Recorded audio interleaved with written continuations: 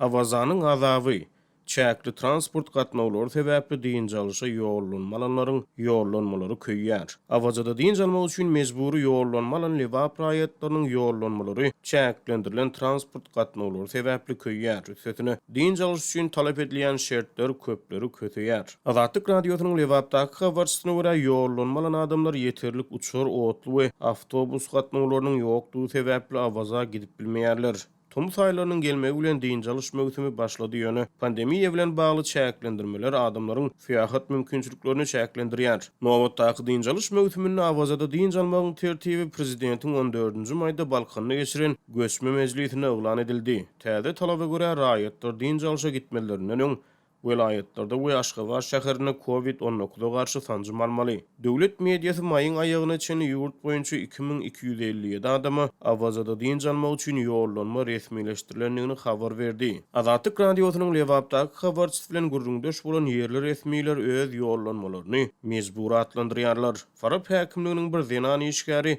çäkli gatnawlar sebäpli ýollanmalan adamlaryň awaza gidip bilmeýänliklerini we eden çykdyjylarynyň köýýänligini gurrun berdi. Ol diýinjalş mögsümine häkimetleriň awaza goşmaçy transport gatnawlaryny girizmegi wada berenliklerini, ýöne bu wadalaryň iş ýüzüne amal edilmeýänligini aýtdy. Azatlyk radiosynyň ikinji habarçysynyň maglumatlaryna görä, adamlar tölegli sancym kabul etmek üçin hemde özleriniň koronawirusa garşy sancym kabul edenlikleri barada tasdiknama almak üçin awazadan atel bronlaýar. Birinji habarçy awazada diýinjalmaga mejbur edilýän adamlardan hökmany suratda awaza barmagyň talap edilýändigini habar berýär. Onuň sözlerine görä lewapda ýollanmalan adamlar özleriniň awazadaky lewap mihmanhanasyna diýinjalanyklaryny tasdiklaýan kepilnamany işleýän edaralaryna tapşyrmaly. Eger şeýle kepilnamany tapşyrmasalar olaryň işden kowuljakdygy aýdyldy. Döwlet tarapyndan goýulan ýörüýte awtobuslar bolman soň döwlet işine işleýän adamlar taksi üçin goşmaça çykdyjy diýerler diýip bir döwlet işgäri Azatlyk radiosynyň habarçysyna gurrun berdi. Ýöne habarçylaryň we çeşmeleriň maglumatlaryna görä, awaza baran soňam adamlar dürli çäklendirmeler bilen ýüzbeýiz bolýarlar. Diýinjalýan adamlara deňize girmek gadagyn edilýän ýaly.